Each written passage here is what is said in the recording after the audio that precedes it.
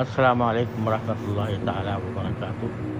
حضرت مولانا محمود حسن صاحب رحمۃ برکاتہ، یہ جو اذانیں دی جا رہی ہیں ان کا کوئی ثبوت نہیں ہے کہیں سنت میں۔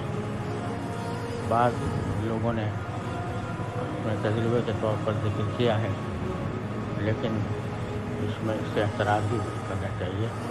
بہت سے علماء نے اس کو بدعت قرار دیا ہے اور ہمارے احکام کا بھی یہ طریقہ نہیں رہا، لہٰذا اس کی غفلت فکر نہیں کرنی چاہیے۔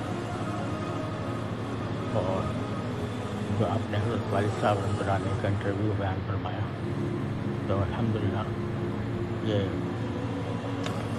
ہمارے پاس محفوظ ہے، اور میں جو کچھ لکھ رہا ہوں تو اس میں انشاءاللہ اس کو بھی شامل کروں گا۔ جزاکم اللہ خیر۔